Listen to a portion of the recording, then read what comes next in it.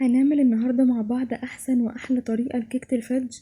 كيكة الفج من الكيكات الحلوة الغنية جدا واللي ريحتها حلوة قوي وطعمها كمان أحلى بكتير، بجد من الكيكات الحلوة اللي بتتعمل كقاعدة حلوة جدا لأي حاجة حلوة انت عايزة تعمليها، زي مثلا طواجن نوتيلا أو زي كيكة ديسباسيتو أو الكبات اللي بنشوفها في محلات الحلويات. هنا أنا كنت بغطيها عشان هبدأ أشتغل بيها. هنا أنا كنت بقطعها عشان بعمل بيها كيكة السنيكرز. هنشوف الفيديو الجاي مع بعض إن شاء الله. ولو انت اول مرة تشوفيني، انا رحمة فراج ودي قناتي.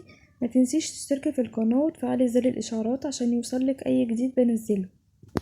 بصوا طالع لونها حلو قوي ازاي. هنعرف ازاي طلع لونها حلو قوي كده بتركة بسيطة مع بعض. بجد ريحتها كانت حلوة قوي وطعمها كان حلو قوي. يلا بينا نشوف الطريقة والمقادير عاملين ازاي.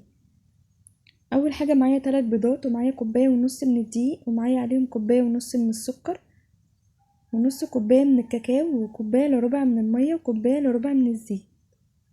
حطيت على ال3 بيضات معلقة صغيرة من الفانيليا الغامقة، وحطيت على كوباية ونص من الدقيق معلقة كبيرة من البيكنج باودر ورشة من الملح، وهي دي المقادير الجافة. ببتدي اقلبها كده مع بعض. بصوا دي التركة اللي انا بقولكوا عليها اللي بتطلع لي اللون حلو قوي وبتعزز لي طعم الكيكة جدا. بحط هنا الزيت على الكاكاو وابدأ ان انا اقلبهم بالشكل ده. وبدأت ان انا احط معلقة صغيرة من قهوة سريعة الذوبان، الخطوة دي اختيارية. نبدأ نقلبهم كده، بجد بتفرق جدا في طعم ولون الكيكة. هنسيبهم كده على جنب لحد لما نحتاجهم. هنبدأ بقى نجيب البولة بتاعتنا وهنبدأ نحط فيها البيض وعليه معلقة كبيرة من الخل، وهنبدأ نخفق كده على أعلى درجة موجودة عندنا. بكون محضرة السكر جنبي وبنزل بيه على البيض كده على 3 مراحل. نزلنا بأول مرحلة مع بعض وهنخفق شوية، وهنزل بالمرحلة التانية. أنا هنا بسرع الفيديو عشان ما اطولش عليكم.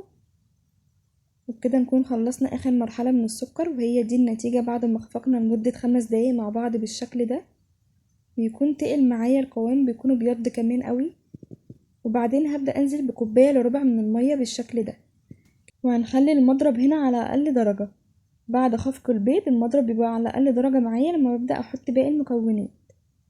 بدأت ان انا اجيب الدقيق وانخله كده زي ما احنا شايفين بالشكل ده، وانزل بيه برضو على مراحل، وهنخفق على اقل درجة زي ما قلنا مع بعض بالشكل ده.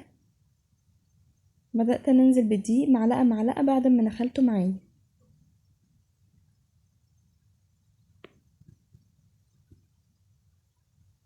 زي ما احنا شايفين كده خلصنا هنا الدقيق.